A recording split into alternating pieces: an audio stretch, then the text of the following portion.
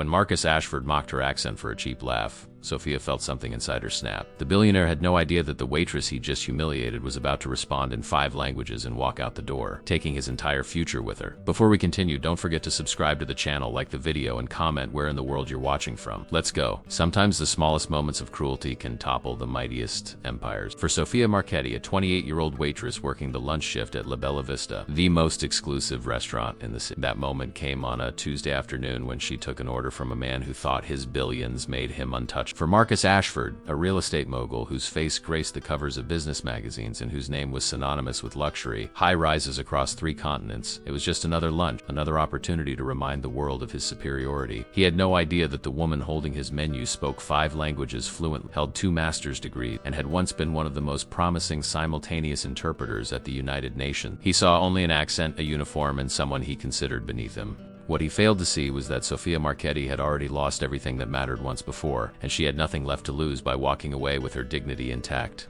This is not a story about revenge. This is a story about consequences, about how a single moment of casual cruelty can unravel a carefully constructed life when the person you underestimate refuses to stay silent. The afternoon sun filtered through the floor-to-ceiling windows of La Bella Vista, casting geometric patterns across the pristine white tablecloth. Sophia moved through the dining room with the practiced grace of someone who had done this countless times before, her movements efficient but not hurried, professional but not cold. The restaurant occupied the top floor of the Ashford Tower, one of Marcus Ashford's crown jewels, and it catered to a clientele that expected perfection in every detail. The silverware gleamed, the crystals sparkled, and the prices on the menu required no dollar signs because anyone who needed to ask couldn't afford to eat there anyway. Sophia had been working at La Bella Vista for 6 months, ever since her world had collapsed in a way that still felt surreal when she allowed herself to think about it. 2 years ago, she had been living in Geneva, working for the UN, translating high-stakes negotiations between world leaders. She spoke English, Italian, French, Spanish, and Mandarin with native-level fluency,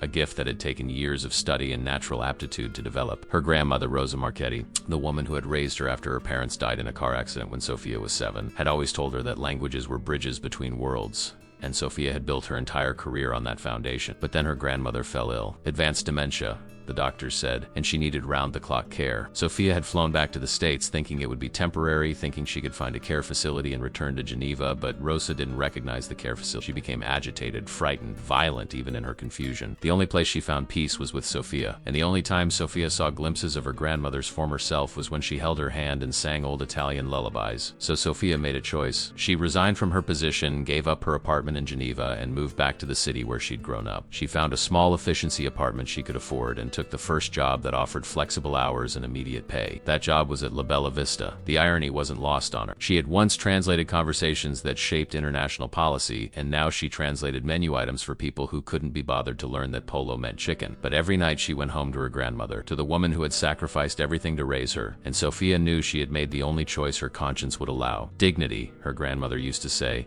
isn't about what work you do, it's about how you do it. The lunch rush was winding down when Marcus Ashford walked in. Sophia recognized him immediately. Everyone did. His face was plastered on billboards across the city advertising his latest development, Ashford Skyline, a luxury residential tower that promised to redefine urban living for those wealthy enough to afford its penthouses. He was tall, impeccably dressed in a charcoal suit that probably cost more than Sophia made in 3 months, and he carried himself with the kind of absolute confidence that comes from never having been told no. He was flanked by 2 other men in equally expensive suits, colleagues or subordinates. Sophia couldn't tell which. They moved through the restaurant like they owned it, which, in Ashford's case, was literally true. The maître d', Charles, a thin man with silver hair and the obsequious manner of someone who knew which side his bread was buttered on, practically tripped over himself to escort them to the best table by the window. Sophia watched from the corner of the room as they settled in, Ashford taking the seat that faced the entire dining room, positioning himself to see and be seen. Charles caught her eye and beckoned her over. She picked up 3 leather-bound menus and walked to the table, her professional smile firmly in place. "Good afternoon, gentlemen," Sophia said, her voice warm but not overly familiar. "Welcome to La Bella Vista. May I start you with something to drink?" Her accent, the Italian lilt that she'd never quite lost despite decades of speaking English, colored her words slightly. It was subtle, melodic, the kind of accent that most people found charming. Marcus Ashford looked up at her and his eyes did that quick, dismissive scan that Sophia had become familiar with over the past 6 months. It was the look of someone categorizing her, filing her away under service staff and therefore unimportant. One of his companions, A heavy-set man with a reddish face immediately ordered a scotch on the rocks. The other, younger and nervous-looking, asked for sparkling water. Ashford didn't speak right away. He was looking at the menu, though Sophia suspected he wasn't really reading it. He was making her wait, a small power play that he probably didn't even think about anymore. It was so ingrained in his behavior. Finally, without looking up, he said, "I'll have the Pellegrino." He said it in a mocking, exaggerated accent, rolling the R cartoonishly and drawing out the vowels in a way that was clearly meant to be humorous to his companions. "Pellegrino," he said, and then looked up at her with a smirk. "That's how you say it, right? You'd know better than me coming from over there." The two men at the table chuckled. Uncomfortable little laughs that acknowledged the joke without fully committing to it. Sophia felt the familiar tightening in her chest, the sensation of being made small, of being reduced to a caricature. But she maintained her composure, her smile never wavering. "Of course, sir, one Pellegrino for you. And, are you ready to order, or would you like a few more minutes to look at the menu?" Ashford leaned back in his chair, his smirk widening. "Actually, maybe you can help us out here." He pointed to a dish on the menu. "What exactly is this, osso buco?" Again, he mangled the pronunciation deliberately, saying osso byo-oko instead of the correct osso buco. His companions shifted in their seats. The heavy-set man was grinning now, enjoying the show. The younger one looked down at his menu, a faint flush creeping up his neck. Sophia felt the words forming in her mind in 5 different languages, each one a perfectly articulated response to his casual cruelty. But she swallowed them down and responded in the calm, professional tone she'd perfected over 6 months of similar moments. "Osso buco, sir. It's a traditional Milanese dish. Braised veal shanks cooked slowly with vegetables, white wine, and broth. It's served with gremolata and typically accompanied by risotto. It's one of our most popular dishes." Her pronunciation of the Italian words was, of course, perfect, native, effortless. Ashford's smirk faltered slightly. He hadn't expected a detailed answer. He'd expected deference, maybe embarrassment, something he could mock further. But Sophia's response had been too professional, too composed. It threw off his rhythm. He recovered quickly, though. "Well, that sounds delightful," he said, drawing out the word delightful in that same mocking tone. "But I think I'll stick with something simpler. How about the steak? You can handle steak, right? Just meat. Nothing too complicated. No fancy Italian words you need to explain to me." Another round of chuckles from his companions, though the younger man's laugh sounded forced. "Of course, sir," Sophia replied, her voice still even. "How would you like that prepared? Rare, medium, well done? The ribeye or the filet mignon?" Ashford waved his hand dismissively. "Surprise me. I'm sure even you can't mess up a steak." He turned to his companions, dismissing her from his attention entirely, and launched into a story about some deal he was closing, some building he was buying, some person he had outmaneuvered. Sophia took the other men's orders, her hands steady as she wrote on her pad, and then she walked back toward the kitchen. But she didn't go to the kitchen. She went to the small staff area behind it, the narrow hallway where the waiters kept their personal belongings in lockers and where they could take a breath away from the demanding eyes of the diner. She set her order pad down on the shelf and stared at her reflection in the small mirror hanging on the wall. Her face looked calm, professional, exactly as it should, but inside something was breaking. Or maybe it had already broken and she was just now noticing the cracks. She thought about her grandmother, about the woman who had come to this country with nothing but a 5th-grade education and a fierce determination to build a better life for her family. Rosa Marchetti had worked as a seamstress in a factory, endured condescension and mockery for her accent, her clothes, her foreignness, and she had never let it break her. She taught Sophia that you could be proud of where you came from and still build something new. She taught her that language was a gift, not a liability. And she taught her that no one, no matter how wealthy or powerful, had the right to make you feel small. Sophia thought about the life she'd had in Geneva, the respect she'd commanded in rooms full of diplomats and world leaders, the way people had listened when she spoke because what she said mattered. She thought about all the things she had given up, not with resentment but with love, to care for the woman who had given up everything for her. And she thought about Marcus Ashford sitting at his table by the window, probably not giving her another thought, secure in his belief that people like her existed solely to serve people like him. And then Sophia Marchetti made a decision. She reached up and untied her apron, folding it neatly and placing it on the shelf. She took her purse from her locker, checked to make sure she had her keys and her phone. Then she picked up her order pad one more time, walked back out into the dining room, and headed straight for Marcus Ashford's table. The walk across the dining room felt longer than it actually was. Sophia was aware of every step, every eye that might turn toward her, every sound in the restaurant that seemed to amplify in her heightened state of awareness. The gentle clinking of silverware against china, the murmur of polite conversation, the soft jazz playing through hidden speakers. It all formed a backdrop to what she was about to do. And some distant part of her mind registered that she was burning a bridge she couldn't rebuild. But that same part of her mind also whispered that some bridges deserved to be burned. Marcus Ashford was mid-sentence when she arrived back at the table, gesturing expansively with his hands as he told his companions about some property acquisition, his voice carrying that particular blend of arrogance and assumed authority that came so naturally to men like him. He didn't notice her at first, didn't register her presence until she cleared her throat softly. He stopped talking and looked up, a flash of annoyance crossing his face at being interrupted. "Gentlemen," Sophia began, her voice calm and clear, carrying just far enough that the nearest tables could hear, but not so loud as to be theatrical. "I apologize, but I won't be able to complete your order this afternoon." She saw confusion flicker across their faces, saw Ashford's brow furrow in irritation. Before he could speak, before he could demand to know what she meant or call for the manager or exercise whatever power play he had planned, Sophia continued. "You see, Mr. Ashford, I've realized something in the past few minutes. I've realized that I have spent the last 6 months accepting treatment from people like you because I needed this job.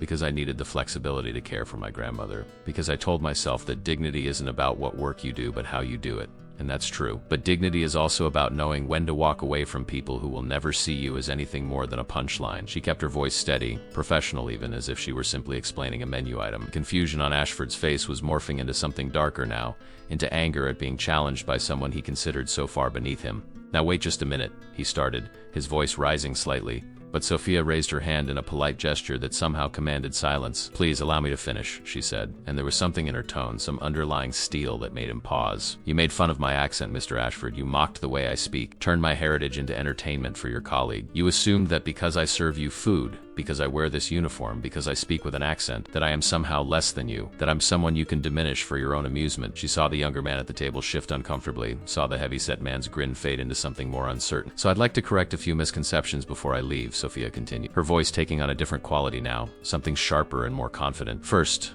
regarding pronunciation. In Italian, my native language, Pellegrino is pronounced with a soft double L and a gently rolled R. The way you said it was not Italian. It was mockery dressed up as humor." She pronounced the word perfectly, each syllable clear and musical. "In French, if you were ordering Perrier, you would say it like this." She switched languages seamlessly, the French rolling off her tongue with the same native fluency as the Italian. "In Spanish, if you wanted to order agua con gas, you would say it like this." Again, the language changed, her accent shifting perfectly to match. "In Mandarin, if you were in Beijing and wanted to order sparkling water, you would say this." The tonal language emerged from her lips with precise clarity, each tone perfect. The entire restaurant had gone quiet now. Other diners had turned in their seats, drawn by the unusual scene unfolding. Charles, the maître d', had emerged from the host stand and was frozen halfway across the room, his face pale, clearly torn between intervening and witnessing what was happening. The kitchen staff had begun to peek through the service window. Marcus. Ashford's face had gone from angry to shocked to something approaching, pale as the full weight of his miscalculation began to dawn on him. "And in English," Sophia said, switching back to her adopted language with the same effortless grace, "which is my professional language. The language I used for 7 years as a simultaneous interpreter for the United Nations in Geneva, where I translated negotiations between world leaders. I would say that you, Mr. Ashford, are a small man who mistakes wealth for worth and power for respect." She let the words hang in the air for a moment, watching them land with the impact of physical blows. "The osso buco you mocked is a dish from Milan, a city with more history in one neighborhood than your entire real estate empire will ever have. The language you found so amusing is the language of Dante, of Leonardo da Vinci,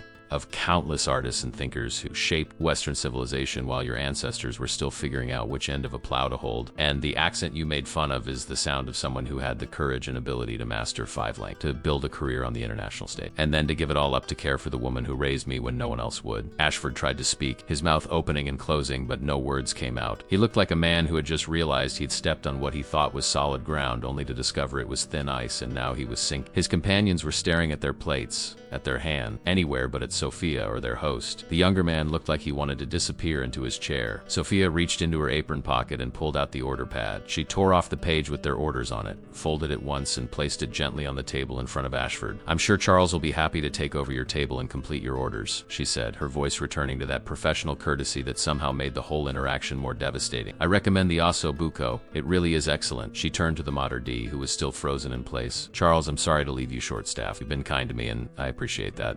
My apron is in the back." She turned on her heel and walked toward the exit, her head high, her steps measured and calm. Behind her, she could hear the explosion beginning. Ashford's voice raised now, calling after her, demanding she come back, threatening legal action, threatening her future employment, throwing his weight around in the way that men like him always did when they lost control of a situation. She heard Charles's voice, soothing and apologetic, trying to calm the situation. She heard the whispers and murmurs from the other diners, some shocked, some approving, all fascinated by the spectacle, but Sophia didn't turn around. She pushed through the heavy glass doors of La Bella Vista and stepped into the elevator that would take her down from the top floor of Ashford Tower. As the doors closed and the restaurant disappeared from view, as the descent began, she felt something she hadn't felt in 6 months. She felt free. The weight that had been pressing on her chest, the constant tension of swallowing her pride and accepting disrespect with a smile, lifted all at once. Her hands were shaking now, the adrenaline catching up with her, but she was smiling, actually smiling. She pulled out her phone as the elevator descended and called her grandmother's care nurse, Maria, who stayed with Rosa during Sophia's shifts. "Hi, Maria," Sophia said, her voice catching slightly with emotion. "I'm coming home early today. I'll be there in 20 minutes. Is she having a good day?" Maria's warm voice came through the line, telling her that yes, Rosa was having a lucid morning, that she'd been looking at old photographs and asking for Sophia. "Good," Sophia said, blinking back tears. "I have something important to tell her. Tell her I remembered what she taught me about dignity." The elevator reached the ground floor, and the doors opened onto the massive marble lobby of Ashford Tower. Sophia stepped out into the space, surrounded by luxury and wealth, by the monument Marcus Ashford had built to his own success. She looked up at the soaring ceiling, at the massive bronze sculpture in the center of the lobby, at the gleaming surfaces that reflected and amplified the sense of power and permanence. And then she walked out through the revolving doors into the afternoon sunlight, leaving it all behind. What Sophia didn't know, what she couldn't have known as she walked away from La Bella Vista and Marcus Ashford's humiliation, was that her words had been heard by more people than just the diners in that restaurant. One of those diners, sitting at a corner table with her laptop open, ostensibly working on a business presentation, had actually been live streaming her lunch meeting with a client. The camera angle had caught everything: Sophia's calm, devastating, multilingual takedown, Ashford's mocking tone and subsequent speechless shock, the entire confrontation in perfect high-definition clarity. And within an hour of Sophia walking out of that restaurant, the video would be uploaded, shared, and beginning its viral journey across the internet, where millions of people would watch a waitress remind a billionaire that wealth cannot buy, class and power cannot purchase respect. Marcus Ashford sat in his corner office on the 72nd floor of Ashford Tower, staring at his phone screen with the kind of numb disbelief usually reserved for natural disasters or personal tragedies. The video had been playing on loop for the past 10 minutes, and each viewing made it worse. There was no ambiguity, no angle that could be spun in his favor, no way to claim the footage was taken out of context. The audio was crystal clear. His mocking pronunciation of Pellegrino, his condescending tone, his dismissive gestures, and then Sophia Marchetti's response, calm and devastating, switching between languages with the ease of someone changing television channels, her words precise surgical strikes against his ego and his reputation. The view count was climbing exponentially. When he'd first been alerted to the video by his public relations team 2 hours ago, it had 30,000 views. Now it was approaching 2 million. The comments section was a scroll of fury and schadenfreude, thousands of people expressing their disgust at his behavior, and their admiration for the waitress who had put him in his place. Someone had already identified her, found her LinkedIn profile from her days at the UN, and the narrative was writing itself. Brilliant interpreter gives up career to care for sick grandmother, works as waitress to make ends meet, gets mocked by billionaire real estate mogul, delivers perfect multilingual takedown. It was the kind of story the internet loved. The David and Goliath tale with a modern twist. His phone buzzed continuously with calls and texts. His PR team, his lawyers, his business partners, his mother. He'd ignored them all except for Jennifer Wu, his head of communications, who had spent the last hour on a conference call with him and his legal team trying to formulate a response strategy. The problem was that there was no good strategy. Any apology would sound hollow and self-serving. Any attempt to defend his actions would make him look worse.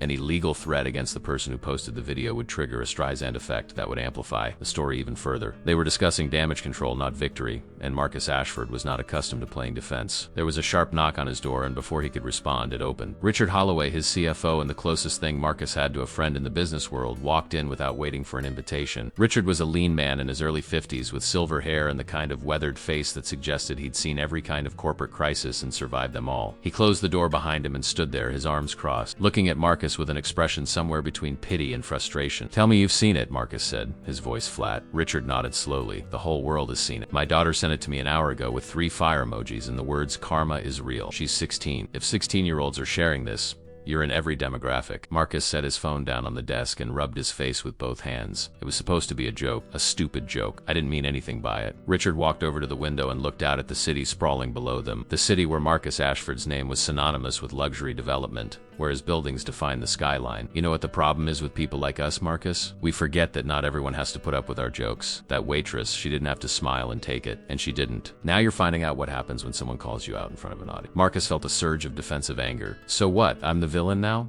I made fun of an accent. People do it all the time. It's not like I committed a crime. Richard turned to face him, and his expression was harder now. You publicly humiliated someone for entertainment. You mocked her heritage, her language, reduced her to a stereotype because it made you feel superior. And you did it to someone who, as it turns out, is exponentially more educated and accomplished you gave her credit for. The crime isn't legal, Marcus, it's moral, and the internet has decided you're guilty.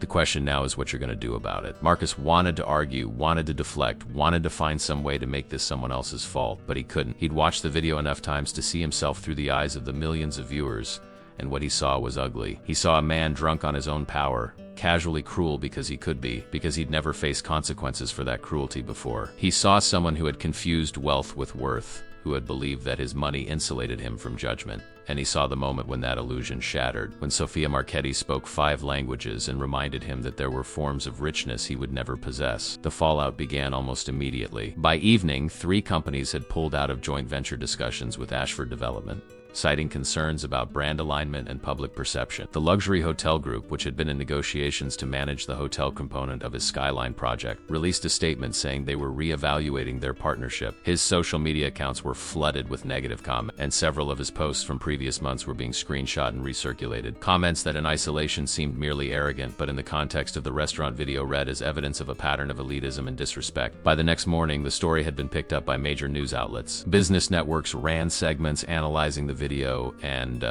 discussing the broader issues of workplace dignity and the treatment of service work. Think pieces appeared in opinion sections about accent discrimination and linguistic prejudice. Sofia Marchetti was being hailed as a hero, an inspiration, a symbol of standing up to bullies regardless of their net worth. Offers for interviews poured in, though, according to the few sources that had reached her, she was declining them all, choosing to stay out of the spotlight and focus on her grandmother. Marcus, on the other hand, was trapped in the spotlight he'd always courted, and it was burning him alive. His mother called, her voice tight with barely controlled fury, informing him that her charity board was requesting she step down because of the negative attention. His younger sister sent a text that simply read, "Thanks for making our last name toxic." His business partners were scheduling emergency. His investors were nervous. And the Ashford Skyline project, his flagship development that was supposed to cement his legacy as not just a successful developer, but a visionary who reshaped cities, was in jeopardy. The building was 70% sold, luxury condos that ranged from $2 million to $20 million, purchased by the ultra-wealthy who valued exclusivity and prestige. But now, living in an Ashford building wasn't prestigious. It was embarrassing. It was being associated with the man who mocked a waitress. 3 buyers had already contacted their lawyers about backing out of their contracts. The negative publicity clause in the purchase agreements was vague enough that it would end up in litigation, but the damage to the project's reputation was immediate and severe. The building that was supposed to be his crowning achievement was becoming a monument to his hubris. Jennifer Wu scheduled a press conference for the following afternoon. It was a risk, she warned him, but silence was becoming its own statement, an admission of guilt without even the fig leaf of an apology. They worked on a statement together, drafting and redrafting, trying to find words that would sound sincere without seeming calculated. Marcus Ashford apologizes for his insensitive comments. Marcus Ashford recognizes that his words caused harm. Marcus Ashford is committed to learning and growing from this experience. Every phrase felt hollow, performance instead of genuine remorse, but what was the alternative? To say nothing? To let the narrative spiral further out of his control? The press conference was held in the lobby of Ashford Tower, the same marble expanse Sofia had walked through 2 days earlier. Camera crews filled the space, their lights harsh and unforgiving. Reporters jockeyed for position, their questions prepared,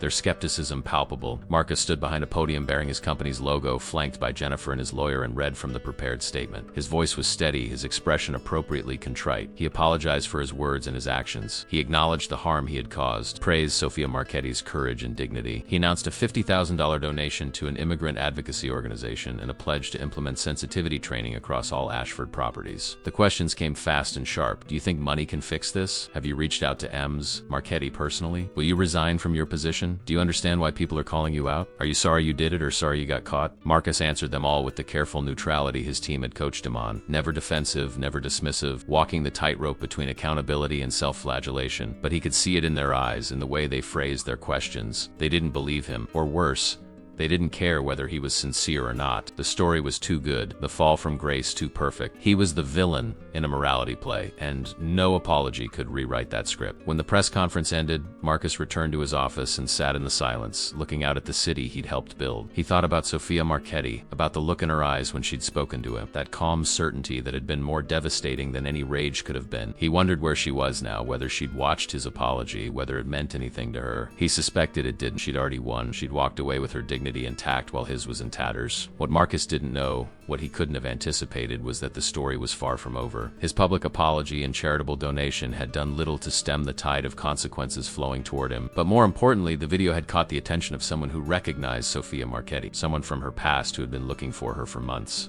Someone who was about to offer her an opportunity that would not only vindicate her decision to walk out of that restaurant, but would transform it into the catalyst for a complete reversal of fortune, both hers and Marcus Ashford's. The viral video that had destroyed his reputation was about to become the least of his problems. Sofia sat in the small living room of her efficiency apartment, her grandmother asleep in the bedroom, and stared at her laptop screen with a mixture of disbelief and creeping anxiety. The video had been viewed over 8 million times. 8 million. Her email inbox was flooded with interview requests from news programs, podcasts, morning shows. Her phone had rung constantly until she'd finally turned it off, overwhelmed by the attention. People were calling her a hero, an inspiration, a champion of the working class. But Sofia didn't feel like any of those things. She felt like someone who had lost her temper and walked away from her only source of income, and now had to figure out how to pay rent and medical bills without a job. The truth was that her dramatic exit from La Bella Vista, as satisfying as it had been in the moment, had left her in a precarious position. She had about $1,500 in her savings account, enough to cover 1 month's rent and maybe 2 weeks of groceries. Was careful. Her grandmother's medications alone cost $300 a month, even with insurance. Maria, the care nurse, worked for a reduced rate out of kindness, but Sofia still owed her for the previous. The bills didn't care about viral videos or moral victories. They just kept coming,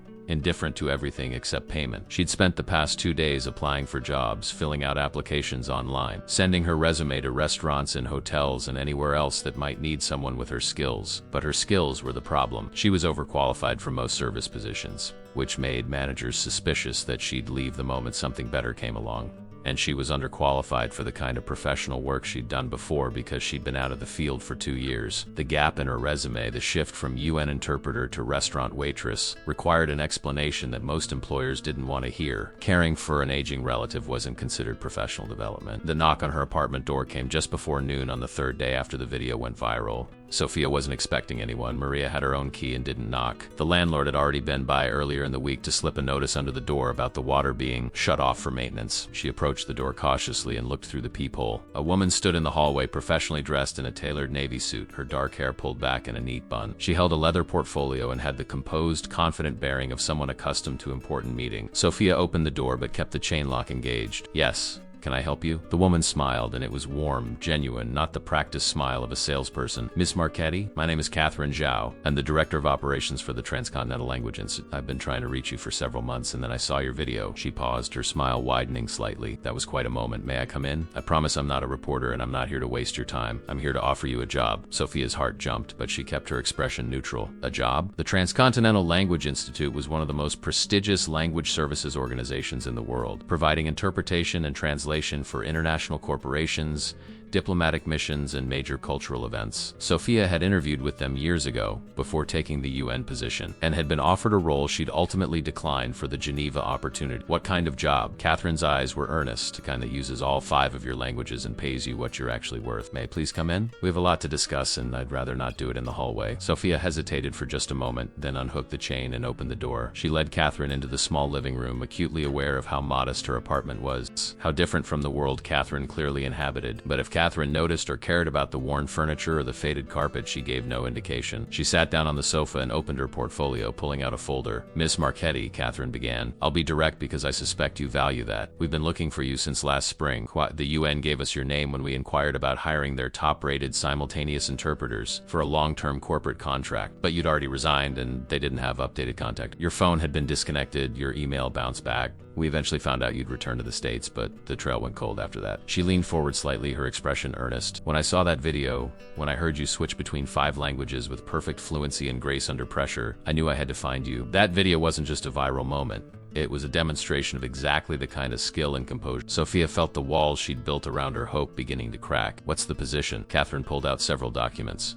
"We have a client, Meridian Global, one of the largest international consulting firms in the world. They're expanding their operations significantly and need a director of language services. Someone who can manage a team of translators and interpreters, coordinate multilingual communications across offices on 4 continents, and personally handle high-level interpretation for executive. The position is based here in the city, full-time, with competitive salary and benefits. She slid a paper across the coffee table. This is the compensation package. Sophia looked at the number and felt her breath catch. It was more than 3 times what she'd been making at the UN. It was enough to afford proper care for her grandmother, to pay off the medical bills that had been piling up, to live without the constant anxiety of choosing between electricity and groceries. It was enough to rebuild the life she'd sacrificed, but there was always a catch. There had to be. "What's the timeline?" she asked, trying to keep her voice steady. "When would this start?" "Immediately," Catherine said.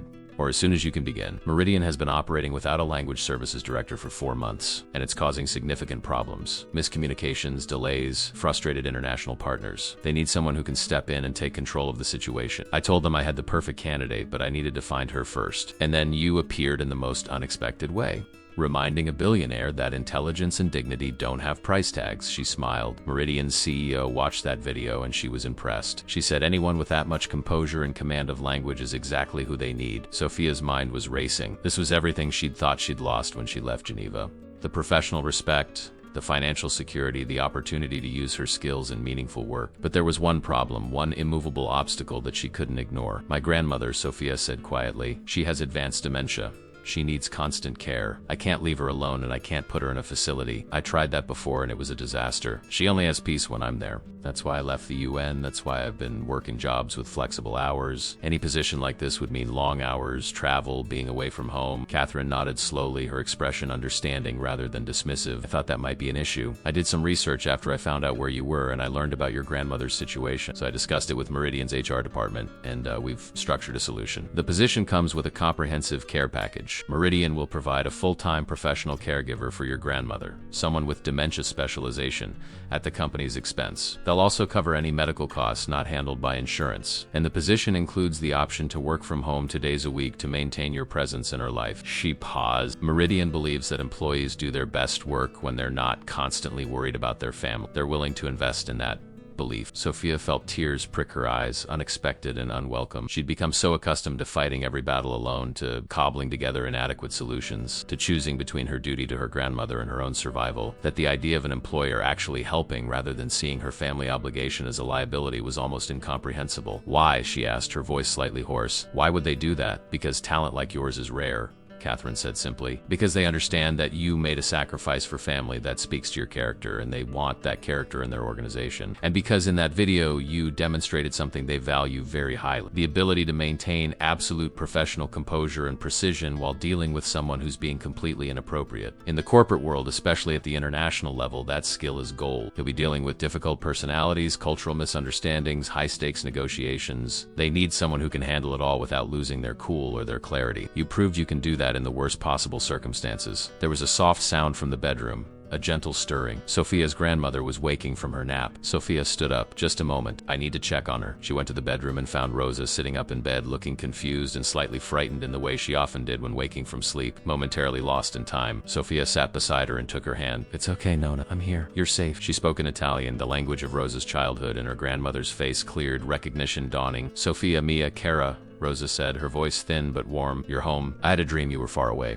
Sophia smiled. "I'm right here. I'll always come back to you." They sat together for a few moments, Sophia speaking softly, telling her grandmother about her day in simple terms she could understand, watching the fear fade from Rosa's eyes. This was why she'd given up Geneva. This was why she'd worked at La Bella Vista despite the daily humiliations. For these moments when her grandmother knew her, when she could provide comfort and love to the woman who had provided the same to her for so many years. When Rosa settled back to sleep, Sophia returned to the living room where Catherine waited patiently. She took a deep breath. "Tell me more about the position. What exactly would I be doing?" And for the next hour, Catherine laid out the details of what would be Sophia's return to the professional world, to the career she thought she'd lost forever. And Sophia listened, asked questions, and began to allow herself to hope that maybe, just maybe, walking out of that restaurant hadn't been the end of her story, but the beginning of a new chapter. 3 weeks later, Sophia stood in front of a floor-to-ceiling window on the 45th floor of the Meridian Global Headquarters building, looking out at a city that suddenly felt different, full of possibility rather than obstacles. She wore a tailored charcoal gray suit, her dark hair pulled back in a professional style, and she carried herself with the confidence of someone who had remembered who she was before circumstance had forced her to become someone else. The office behind her was spacious and modern, with a glass desk, comfortable seating for meeting, and multiple computer screens displaying real-time feeds from Meridian offices around the world. On the wall was a digital display showing the current time in London, Tokyo, Sydney, Dubai, and Sao Paulo.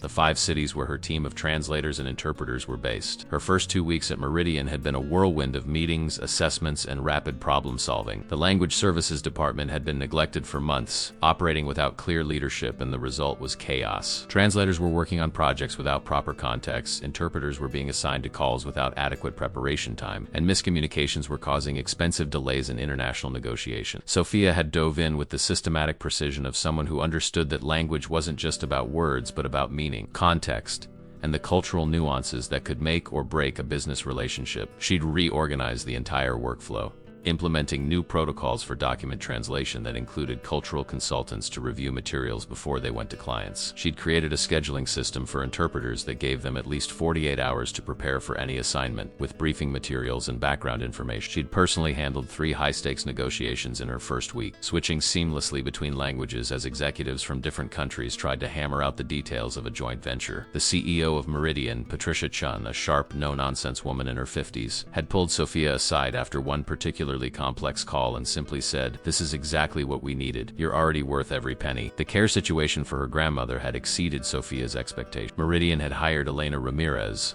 a certified dementia care specialist with 20 years of experience, to be Rosa's primary caregiver. Elena was patient, warm, and remarkably skilled at connecting with patients in Rosa's condition. She spoke both English and Spanish, which meant she could communicate with Sophia and also understood the importance of heritage and language in memory care. Rosa had taken to her immediately, and for the first time in 2 years, Sophia was able to go to work without the constant gnawing anxiety about whether her grandmother was safe and cared for. The medical bills that had been drowning her were being paid off systematically, and Sophia was even able to start saving money, building a cushion against future emergencies instead of living paycheck to paycheck. But beyond the financial security and professional fulfillment, something else had changed. Sophia had reclaimed her sense of self. For 2 years, she had been defined by what she'd lost and what she'd sacrificed. She had been the granddaughter caring for her grandmother, the former UN interpreter working as a waitress, the woman making do with less because circumstance demanded it. Now she was Sophia Marchetti, Director of Language Services at Meridian Global, a woman whose skills were valued and whose expertise was sought. The video that had documented her worst day at La Bella Vista had become, ironically, the catalyst for her best opportunity. Strangers still recognized her occasionally on the street. Instead of feeling exposed or embarrassed, she felt a quiet pride. She had stood up for herself, and the universe had responded not with punishment but with reward. Meanwhile, across the city in his office at Ashford Tower, Marcus Ashford was discovering that the universe could be far less forgiving. The press conference and public apology had not stopped the bleeding of his reputation. If anything, it had accelerated it.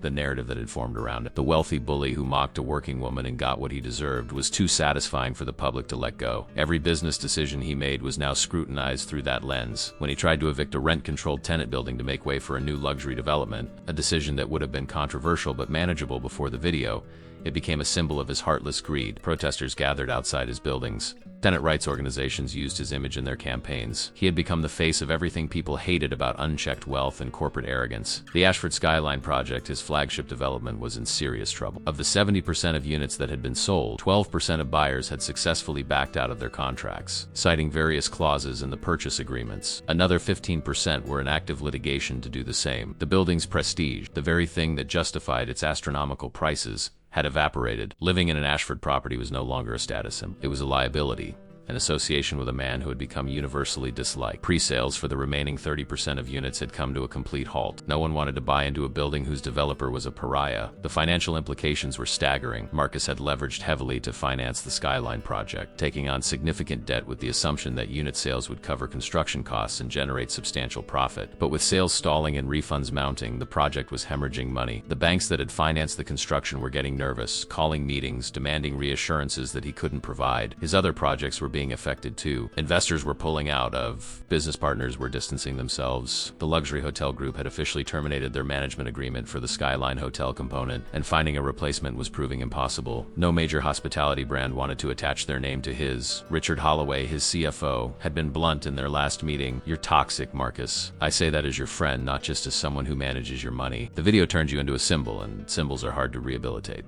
You need to step back, take a leave of absence, let someone else run the company for a while until this blows over." But Marcus couldn't do that. The company was his identity, his legacy, the tangible proof of his success. Stepping back felt like admitting defeat, like acknowledging that a 2-minute video of him being an arrogant jerk had destroyed everything he'd built. He'd tried other approaches.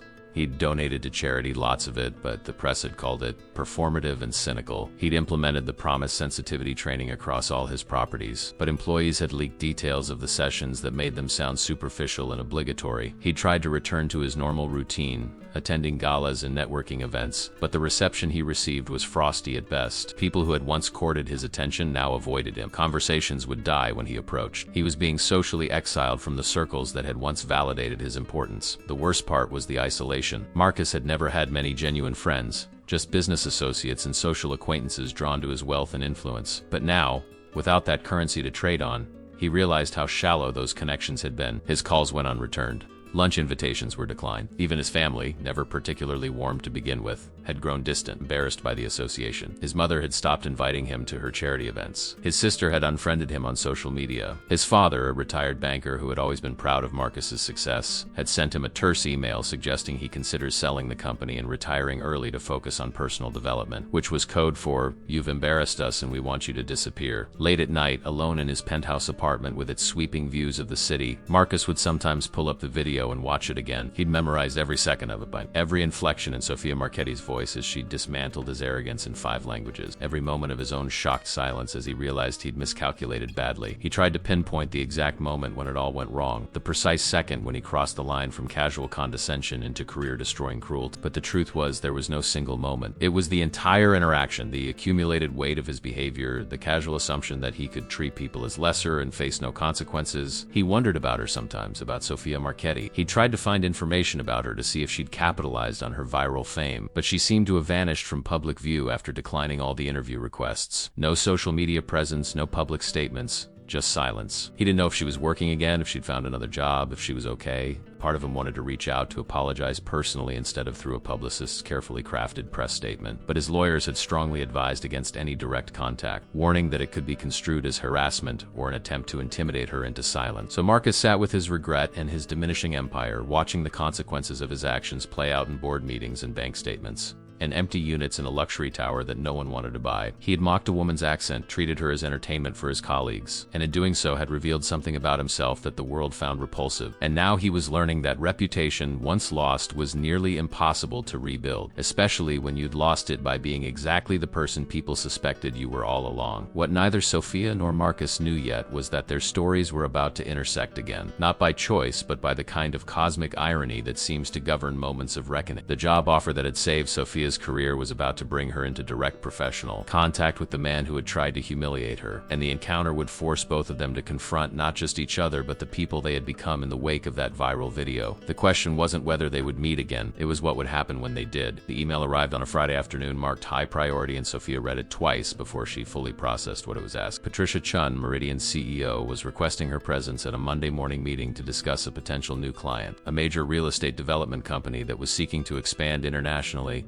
and needed comprehensive language services for their operations in Asia, Europe, and South America. The client was looking to partner with a firm that could handle everything from contract translation to executive interpretation to cultural consulting. It was exactly the kind of large-scale, long-term engagement that Meridian specialized in, the kind that could define Sofia's success in her new role. The email mentioned that the client's representatives would be present for the meeting and that Sofia should prepare a presentation outlining how Meridian's language services could support their expansion. The company's name wasn't mentioned in the email, just a reference to a confidential prospective client, which wasn't unusual for preliminary discussions. Sofia spent the weekend preparing, pulling together case studies of similar projects Meridian had handled, creating a comprehensive overview of their interpreter network, and developing a proposed timeline for the kind of global language support system a major real estate firm would need. She felt energized by the challenge, excited to demonstrate her value to the company that had taken a chance on her. This was the kind of work she'd dreamed of doing when she first studied languages, kind of meaningful professional engagement that made her years of study and sacrifice feel worthwhile. Monday morning arrived with clear skies and the crisp energy of autumn in the city. Sofia, dressed in a deep blue suit that conveyed both professionalism and confidence, gathered her presentation materials and arrived at the office an hour early to set up the conference room. She arranged her documents, tested the projection system, and poured water into glasses for the attendee. Everything was perfect, controlled,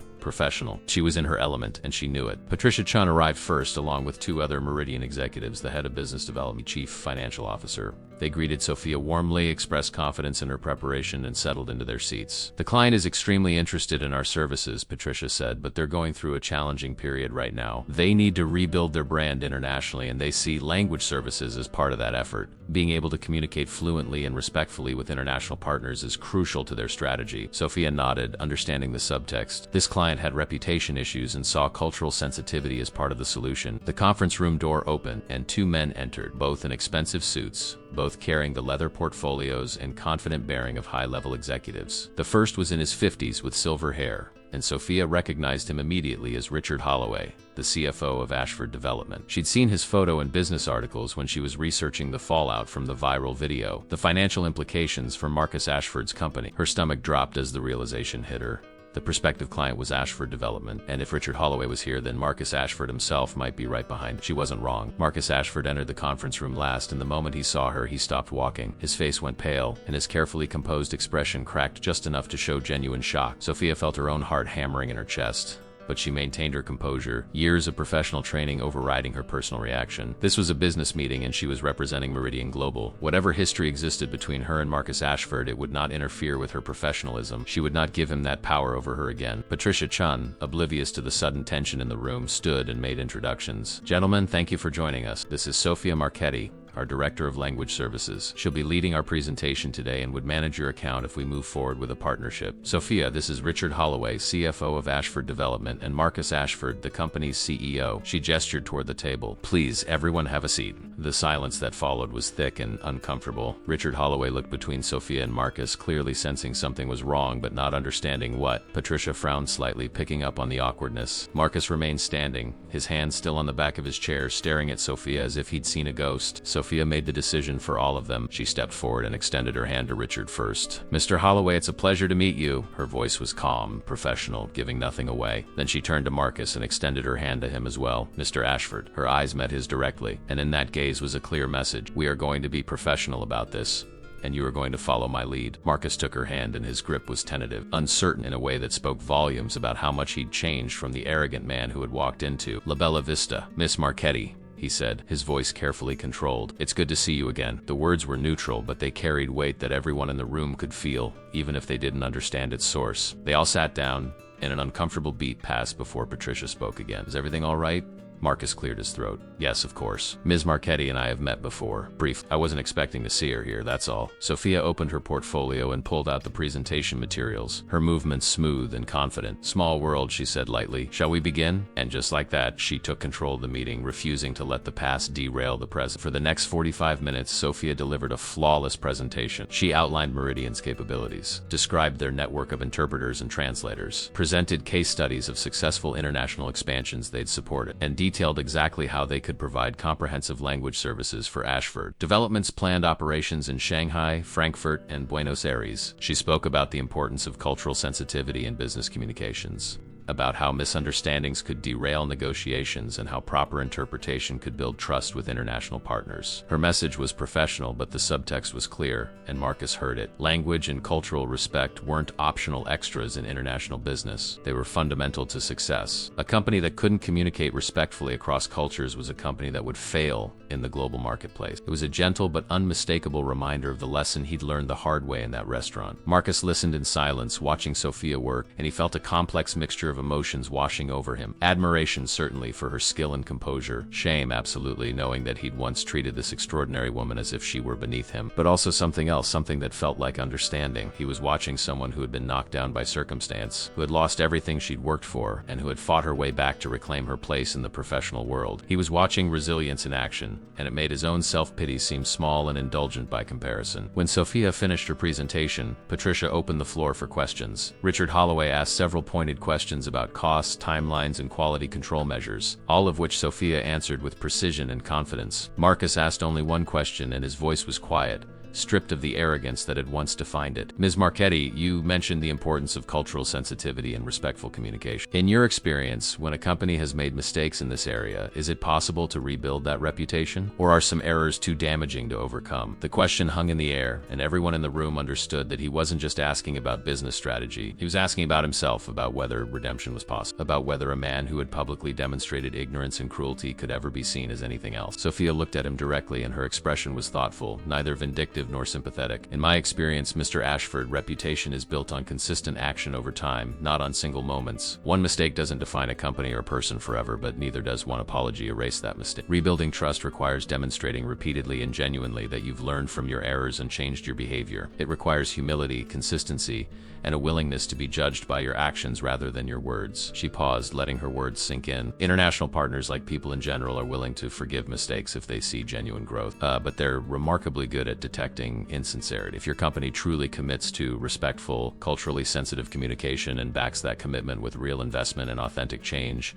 then yes, your reputation can be rebuilt. But it won't happen quickly, and it won't happen without sustained effort. Marcus nodded slowly, and Sophia could see that he understood she wasn't just giving him business advice, she was giving him a roadmap for his own redemption, if he was willing to follow it. The meeting concluded with Patricia and Richard discussing next steps, potential contract terms, and timeline for a decision. Marcus remained largely silent, lost in thought. As everyone stood to leave, Sophia gathered her materials efficiently, professionally eager to end the encounter and process what had just happened. But as she moved toward the door, Marcus spoke quietly, just loud enough for her to hear. "Ms. Marchetti, may I have a moment? In private?" Sophia looked at Patricia, who nodded slightly, giving her permission. Richard Holloway and the other Meridian executives filed out, leaving Sophia and Marcus alone in the conference room. The silence stretched between them, heavy with everything unsaid. Finally, Marcus spoke, and his voice was different from any tone she'd heard from him before. Stripped of performance or pretense, "I owe you an apology. A real one, not the public relations statement my lawyers wrote. What I did that day at the restaurant was cruel and inexcusable.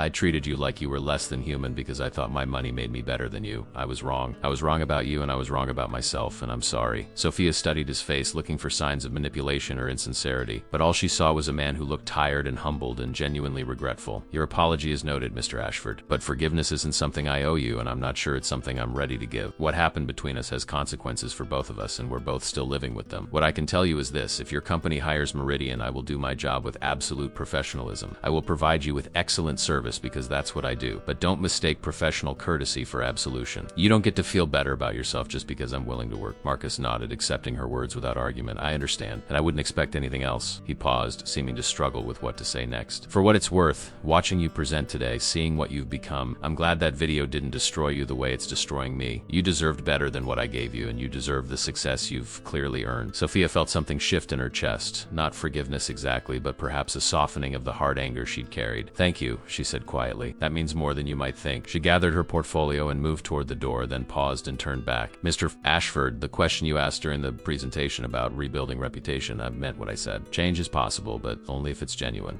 Only if it comes from actually becoming a better person, not just trying to appear better. If you're serious about that, about really changing, then maybe there's hope for you. But that work has to come from inside you. No PR campaign can do it for you." She left him standing alone in the conference room, and as the door closed behind her, Marcus felt the full weight of her words settle over him. He had spent weeks trying to manage the damage to his reputation through external means, through donations and apologies and public gestures. But he hadn't really examined the internal rot, the core beliefs and behaviors that had led him to treat Sophia the way he had in the first place. He had been born into wealth, raised to see himself as exceptional, taught implicitly and explicitly that his success made him superior to others. That worldview had been challenged before, certainly, but never shattered. The video had shattered it, but he'd been so focused on the external consequences that he hadn't confronted the internal truth. He had been a cruel person because he'd believed he had the right to be. Over the following weeks, as negotiations between Meridian and Ashford Development progressed, Sophia and Marcus found themselves in regular contact. The contract was complex, involving multiple international offices and various levels of service, and Sophia was the point person for all language-related discussions. Their interactions were professional,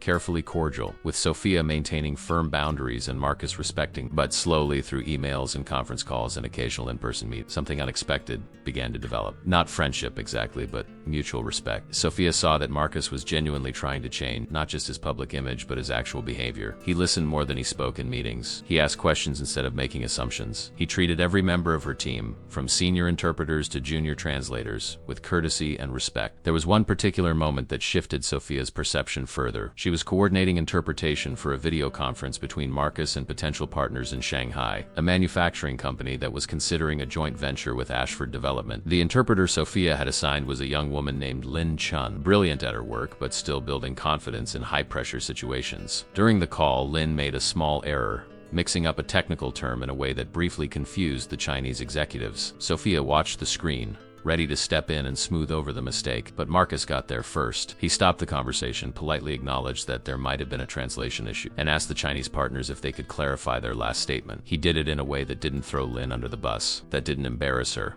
that simply treated the miscommunication as a normal part of multilingual business. After the call, he sent Sophia an email praising Lin's overall performance and noting how challenging simultaneous interpretation must be. It was a small gesture, but it spoke volumes about someone learning to see the humanity in others. Sophia responded to his email with professional acknowledgement, but privately she felt something loosening in her chest. This was what genuine change looked like. Not grand gestures or public pronouncements, but small, consistent acts of decency and respect. Marcus Ashford was trying to become a better person, and while that didn't erase what he'd done, it mattered. Meanwhile, Marcus was discovering that treating people with respect wasn't just morally right, it was also practically beneficial. His international partners responded better to courtesy than to arrogance. His own staff, once terrified of his temper and dismissive attitude, began to relax and perform better. Ideas flowed more freely when people weren't afraid of being mocked for suggesting them. Problems were identified and solved more quickly when employees felt safe bringing bad news to his attention. But despite these personal improvements, Marcus's business empire continued to crumble. The damage to his reputation was simply too severe, too public, too perfectly crystallized in that viral video that refused to fade from collective memory. The Ashford Skyline project, once his crown jewel, had become a millstone around his neck. Construction was complete,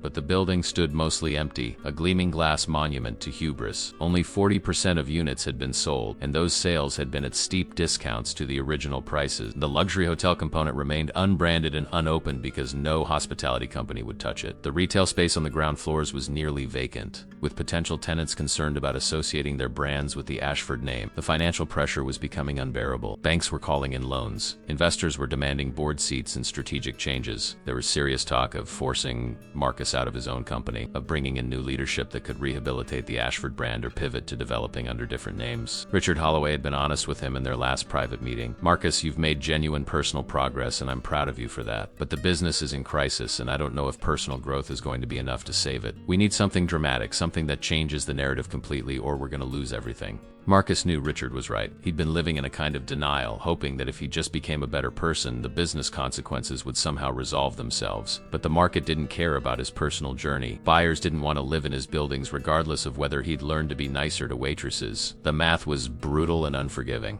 At the current trajectory, Ashford Development would be bankrupt within 6 months. Everything he'd built, everything his father and grandfather had built before him, would be gone. The thought filled him with a grief that was surprisingly pure, stripped of ego. It wasn't that he would no longer be wealthy or powerful. It was that he would have been the one to destroy a legacy through his own arrogance. It was during this darkest period that an unexpected opportunity emerged, though it came wrapped in irony so thick it was almost cosmic. One of Meridian's international clients, a massive Chinese real estate conglomerate called Tianlong Properties, was looking to acquire distressed luxury assets in the United States. They had seen the Ashford Skyline building, recognized its quality despite its troubled history, and were interested in purchasing it at a significant discount. Patricia Chun called Sophia into her office to discuss the situation. "This is delicate," Patricia said, her expression serious. "Tianlong wants us to handle all the negotiation interpretation, but they specifically requested you. They saw your background, your credentials, and they trust that you'll give them accurate cultural context as well as straight translation. But here's the complicated part. They're looking at buying the Skyline building from Marcus Ashford. You'd be facilitating the sale of his flagship property, essentially helping to dismantle his company. I need to know if you're comfortable with that." Sophia sat in silence for a long moment, processing the implications. 3 months ago, she would have jumped at the chance to participate in Marcus Ashford's downfall. She would have seen it as poetic justice, the universe balancing the scale. But now, having worked alongside him for weeks, having seen his genuine efforts to change, having received his sincere apology, her feelings were more complicated. She didn't owe him loyalty, certainly. He had humiliated her, and the consequences he was facing were of his own making. But she also couldn't deny that she'd seen something in him worth respecting, a capacity for growth that many people never demonstrated. "I'll do it," Sophia said finally. "It's business, and Mr. Ashford understands that. Tianlong is my client, and I'll serve their interests with the same professionalism I bring to every assignment. But I want to tell him myself that I'm involved in the negotiation. He shouldn't hear it from someone else or walk into a meeting and be blindsided." Patricia nodded approvingly. "That's fair. I'll let him know you'll be reaching out." Sophia sent Marcus an email that afternoon, brief and professional. She explained that Meridian had been engaged by Tianlong Properties for their potential acquisition of the Skyline building, and that she would be the primary interpreter and cultural consultant for the negotiations. She acknowledged the awkwardness of the situation and offered to recuse herself if he preferred, though she noted that doing so might delay the process significantly. His response came within an hour. "Ms. Marchetti, I appreciate you telling me directly.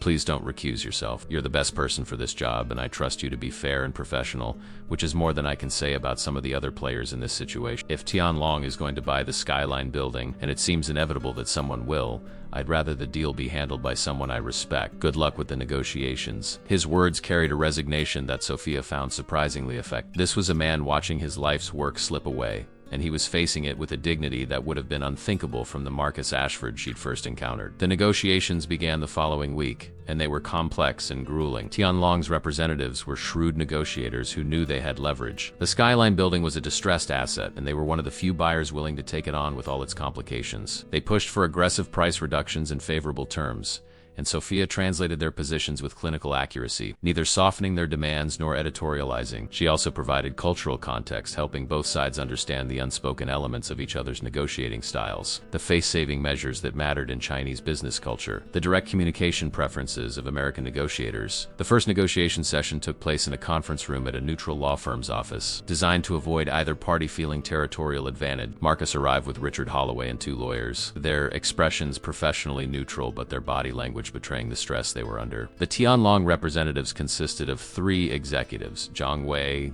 their chief investment officer, a man in his 60s with steel gray hair and sharp eyes; Lu Feng, a woman in her 40s who handled international acquisitions; and a younger analyst named Chun Ming, who seemed to be there primarily to take notes and observe. Sophia sat at a position that allowed her to see both parties clearly, her notebook open, her expression composed and attentive. Zhang Wei opened the discussion with courteous formalities, thanking everyone for their time and expressing Tianlong's interest in the Skyline property. Sophia translated his words, maintaining his tone of respectful formality, and watched Marcus respond with equal courtesy. The dance of business negotiation had begun, and both sides knew it would be long and complex. The substance of the discussion started carefully, with Zhang Wei noting the building's impressive architecture and prime location, complimenting the quality of construction and design vision. Marcus accepted the praise graciously, but without the preening that might have characterized his response in the past. He understood he was being softened up, prepared for the blow that would come when Zhang Wei pivoted to discussing the building's challenges. And pivot he did, smoothly transitioning from compliments to concerns. "The building's reputation challenges," Zhang Wei said through Sophia's translation, "are significant and will require substantial investment to overcome. The vacancy rate is concerning. The lack of hotel management partnership is problematic. The retail spaces remain largely unleased. These are not insurmountable problems, but they represent real costs that any buyer must factor into their valuation."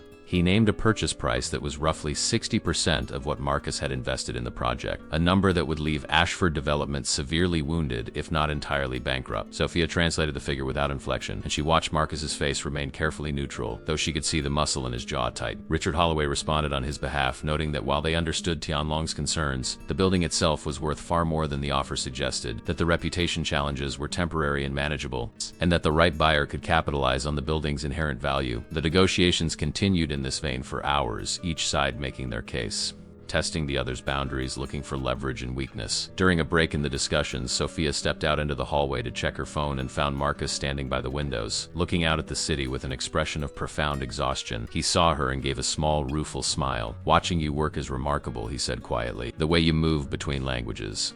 The way you capture not just words but meaning and tone, it's like watching a master craftsman. I understand now, more than I could have before, what I was mocking that day in the restaurant. I was mocking expertise and dedication that I was too ignorant to recognize." Sophia felt a pang of sympathy despite herself. "Thank you," she said. "But Mr. Ashford, I have to ask, Are you prepared for where this is going? Tianlong has the upper hand and they know it. The final price is going to be painful. Marcus nodded slowly. I know.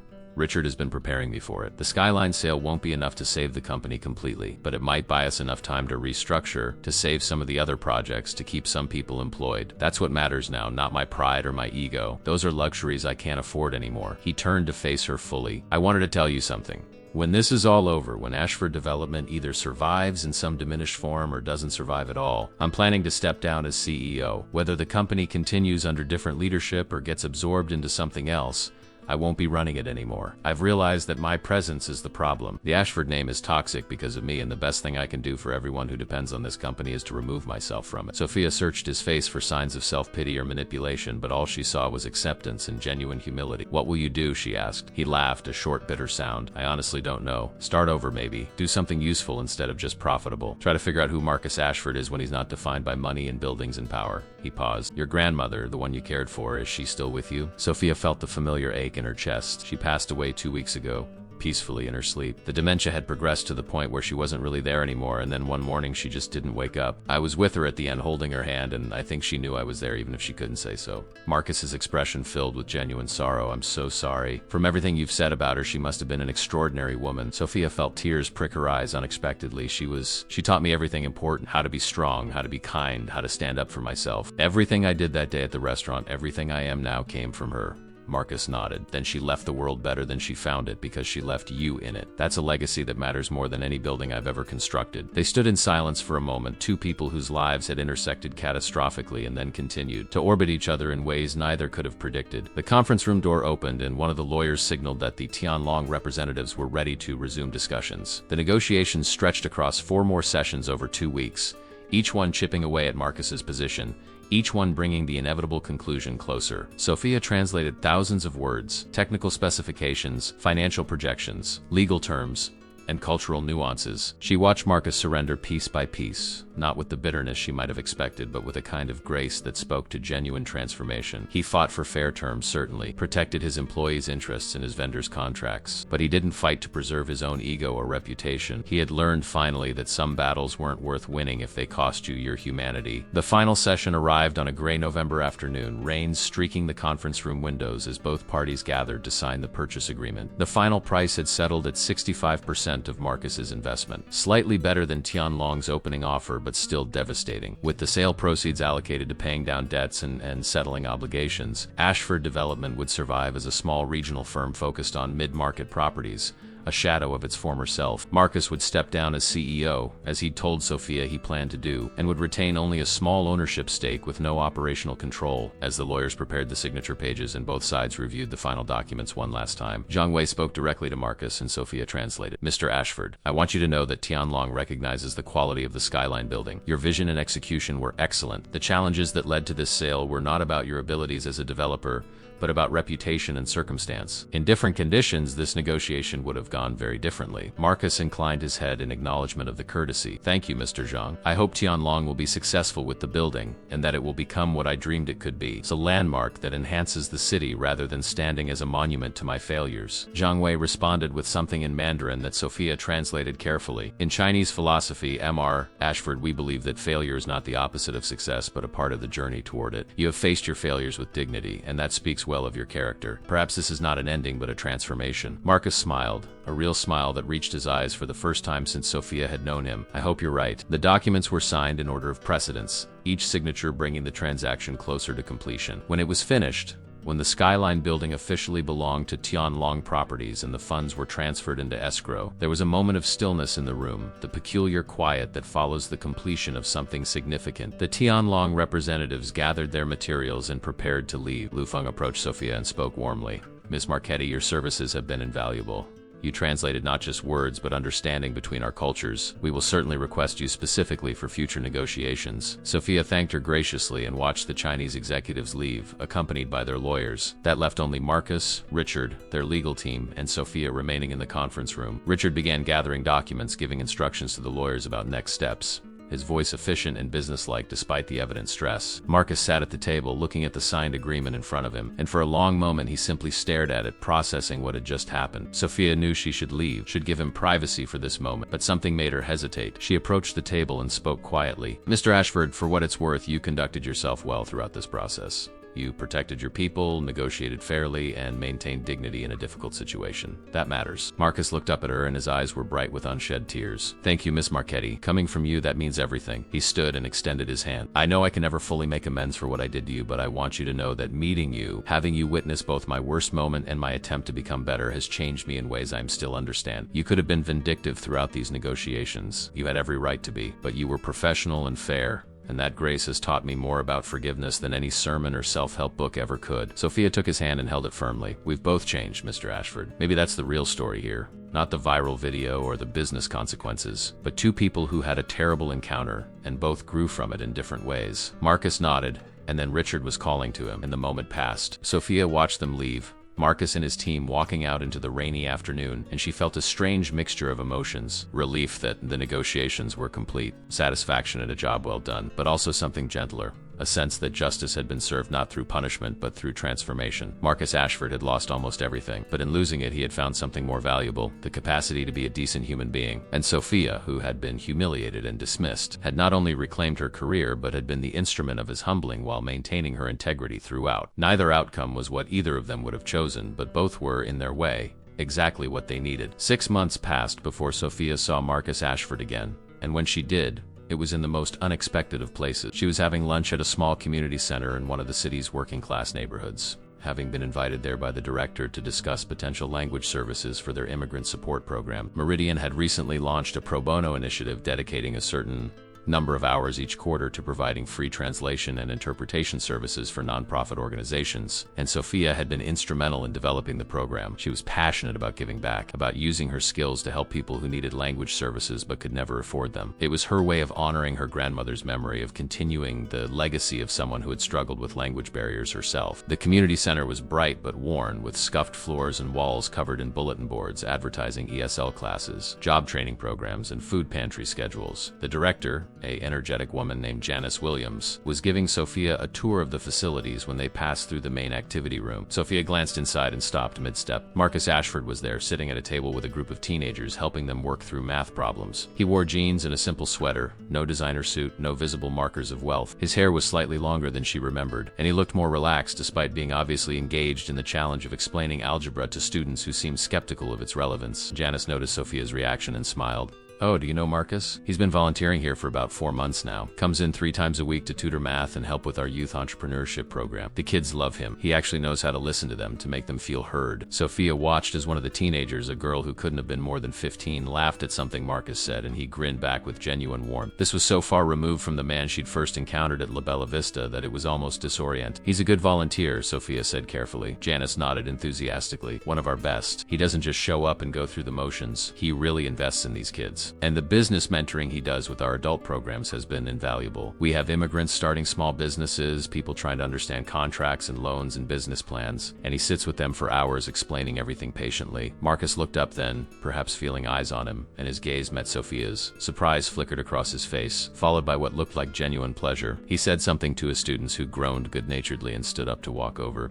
"Miss Marchetti," he said, and she noted that he still used her last name, still maintained that respectful distance. "This is a surprise. Are you working with the center?" Sophia nodded. "Meridian is starting a pro bono program. We're offering free language services to nonprofits. I'm here to discuss what the center might need." Marcus's face lit up. "That's incredible. Janice is exactly what I was telling you about last week. Half the parents who come to the ESL classes need documents translated, need help understanding their kids' school paperwork, need interpretation for medical appointments. Having professional services available could be life-changing for a lot of families." Janice looked between them with obvious curiosity, clearly sensing there was history between them that she didn't understand. "Well then, it seems like this meeting was meant to happen. Why don't we all sit down and talk about what a partnership might look like?" For the next 2 hours, the 3 of them discussed the community center's needs, and Meridian's capabilities. Marcus contributed insights from his months of working with the center's clients, identifying specific situations where language barriers had created serious problems. A woman who had signed a predatory loan agreement because she didn't understand the English terms. A man who had missed a court date because he couldn't read the notice properly. Children serving as translators for their parents in situations where they shouldn't have had that burden. Sophia took careful notes and asked questions, her professional mind already formulating a plan for how Meridian could help. When the meeting concluded and Janice excused herself to attend to other duties,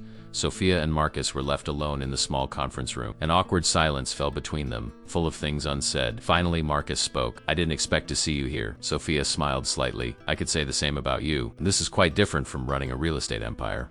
Marcus laughed, a self-deprecating sound. "The real estate empire doesn't exist anymore, in case you hadn't heard. Ashford Development was fully absorbed by a larger firm 3 months ago. I walked away with enough money to live comfortably, but nothing like what I once had. And honestly, it's been liberating. I spent so many years building and acquiring and accumulating, and all of it made me miserable. I just didn't realize it until it was gone." "What made you start volunteering here?" Sophia asked. Marcus leaned back in his chair, his expression thoughtful. "After I stepped down as CEO, I spent a lot of time alone thinking about what I wanted to do with the rest of my life. I had been so defined by business success that I didn't know who I was without it. I thought about going back to school, traveling, writing a book, all the cliched things that people do during a midlife crisis, but none of it felt meaningful. Then I remembered something you said during one of our negotiation sessions. You mentioned that your grandmother had always told you that the measure of a person isn't what they achieve for themselves, but what they do for others. That stuck with her." Sophia felt a warmth spread through her chest, surprised that her words had had such an impact. "So you decided to volunteer?" Marcus nodded. "I researched organizations that worked with the same kinds of communities my development projects had often displaced. I wanted to give back to the people I'd marginalized in my pursuit of profit. Janice was willing to take a chance on me despite my reputation, and I'd been here ever since. I tutored math because it was always my best subject, and I helped with business mentoring because I do actually know how to run a company, even if I was terrible at running my life." He paused. "These kids, these families, they don't care about my net worth or my viral video shame. They just care whether I show up and whether I can help. It's the most honest work I've ever done." Sophia studied him, seeing the truth of his transformation written plainly on his face. This wasn't performance or image rehabilitation. This was genuine change, the kind she'd told him was possible if he was willing to do the internal work. "You've really done it," she said softly. "You've actually become a different person." Marcus shook his head. "Not different. Better, maybe. Or at least trying to be. But I'm still me. Still carrying all the same flaws and insecurities. I just don't let them define how I treat other people anymore." He met her eyes.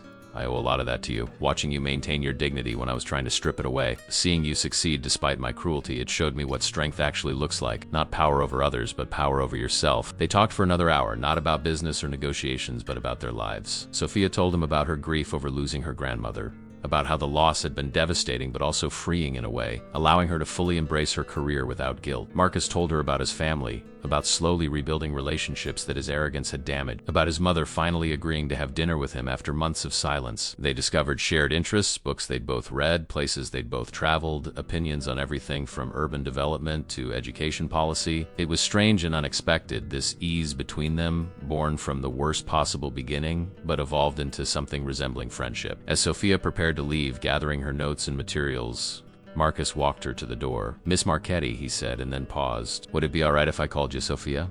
We've been through enough together that last names feel overly formal." Sophia considered the request, understanding what it represented. A boundary being renegotiated, a relationship being redefined. "Yes," she said. "And you can call me Marcus," he replied with a small smile. "Sophia, there's something I've wanted to ask you. The pro bono program you're starting, would Meridian consider taking me on as a volunteer translator or cultural consultant? I'm not fluent in multiple languages like you, but I did minor in Mandarin in college and I've maintained it over the years for business. I'm probably rusty, but I could handle basic document translation or cultural consulting for Chinese clients." Sophia was surprised by the offer and touched by the humility in it. A man who had once commanded rooms full of executives now volunteering to do entry-level translation work. "Let me talk to Patricia about it. We might be able to use someone with your business expertise and language skills. But Marcus, you understand this would mean working under my direction, taking assignments I give you, following Meridian's protocols." He nodded without hesitation. "I understand, and I wouldn't want it any other way. You're the expert and I'm the volunteer. That's as it should be." They shook hands and Sophia left the community center with her mind spinning. The man who had mocked her accent was now asking to volunteer for her language services program. The billionaire who had treated her as less than human was now dedicating his life to serving others. The story that had begun with such ugliness and pain was somehow transforming into something redemptive and hopeful. Over the following months, Marcus did indeed join Meridian's pro bono program, working on basic document translation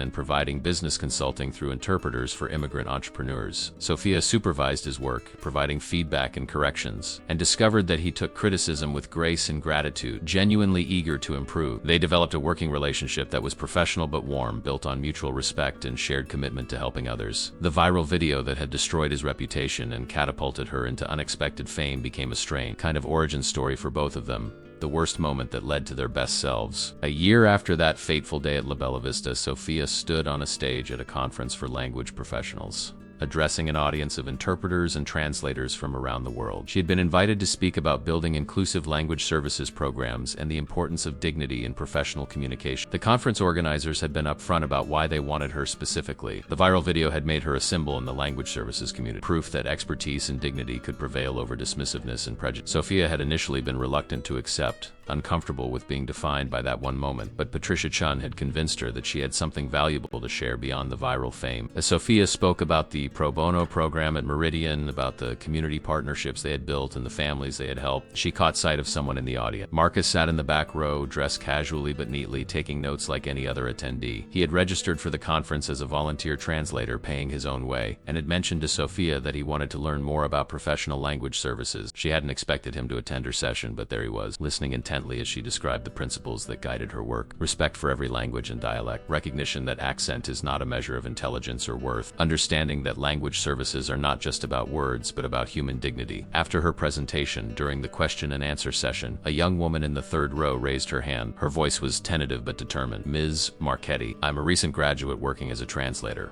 and I still struggle with imposter syndrome, especially when clients treat me dismissively because of my age or my accent. How did you develop the confidence to stand up for yourself the way you did in that video?" The room went quiet, everyone understanding what she was really asking. How do you find the courage to defend your dignity when someone with power tries to take it from you? Sophia took a moment to consider her answer. "I want to be clear about something," she began. "What you saw in that video wasn't courage moment. It was the breaking point of someone who had been diminished one too many times. Real courage is what comes after. It's continuing to show up, continuing to do excellent work, continuing to treat others with respect, even when you haven't received it yourself. The confidence to stand up for yourself doesn't come from one dramatic moment. It comes from knowing your worth and refusing to let anyone convince you otherwise, day after day, in small decisions and large ones." She paused. "My grandmother used to tell me that dignity is not something someone can give you or take away.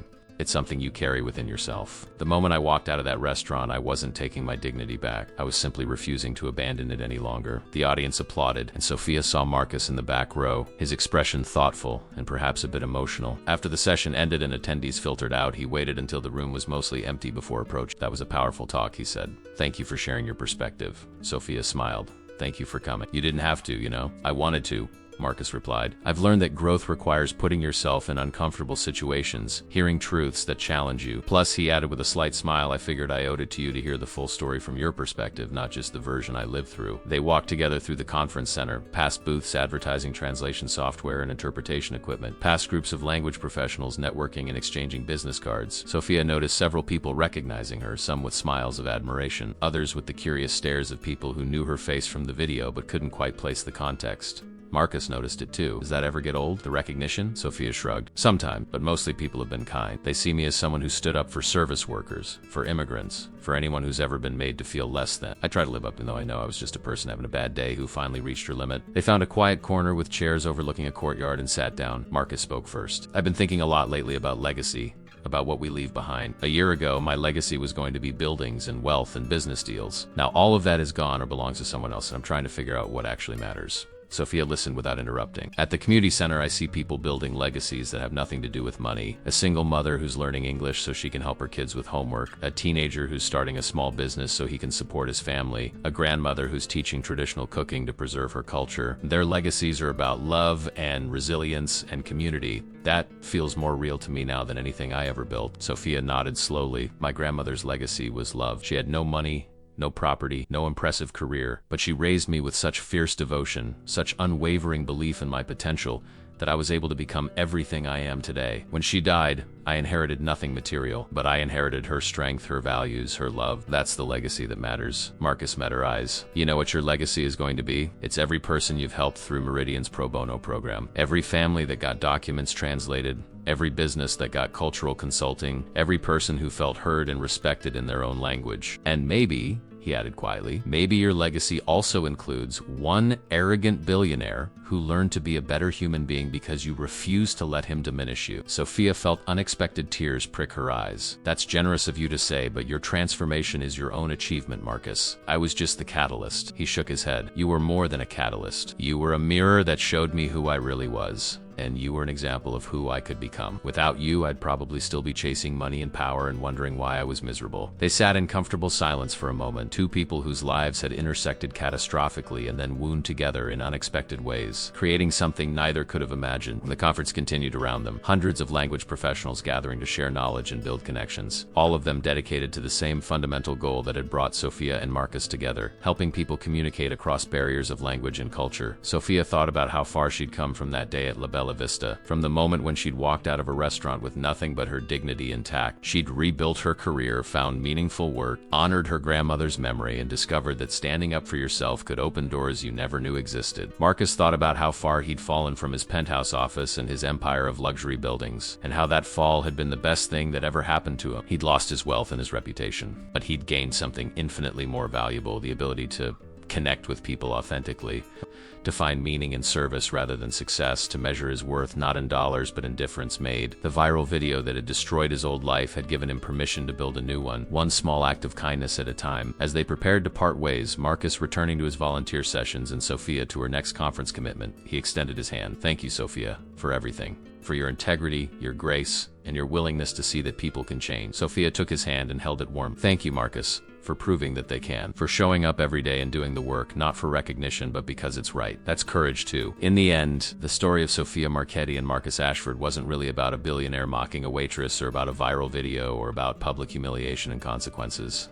It was about two people who met at their respective worst moments and somehow, through pain and loss and hard-won growth, helped each other find their best selves. It was about the power of dignity, the possibility of redemption, and the truth that our worst moments don't have to define us if we're willing to learn from them. Sophia went on to expand Meridian's pro bono program into a national initiative, providing free language services to hundreds of nonprofit organizations across the country. She became a sought-after speaker on linguistic dignity and professional ethics, always crediting her grandmother as her inspiration. She never remarried or had children, but she mentored countless young interpreters and translators, passing on the lessons Rosa Marchetti had taught her about strength, compassion, and standing up for what's right. Marcus continued his volunteer work at the community center, eventually joining its board of directors and using his business expertise to help secure funding and expand programs. He lived modestly by his former standards in a comfortable but not luxurious apartment, and found that he was happier than he'd ever been in his penthouse. He never returned to real estate development, instead focusing his energy on helping others build their own small businesses and achieve their own dreams. He and Sophia remained friends, colleagues in service, two people forever connected by the moment that changed both their lives. The viral video never really went away. It was still occasionally shared on social media, usually with captions about karma or standing up to bullies or the importance of treating service workers with respect. But over time, it became less about humiliation and more about transformation. As both Sophia's and Marcus's subsequent lives became part of the story, people would share the video and then add updates about Sophia's successful career and Marcus's volunteer work, turning it from a tale of shame into a story of hope. Years later, when asked about that day at La Bella Vista, Sophia would always say the same thing. Walking out of that restaurant was the scariest and bravest thing I'd ever done, but it taught me that sometimes you have to lose everything to discover what truly matters. I lost a job but found my voice, and in the process I helped someone else find theirs too. That's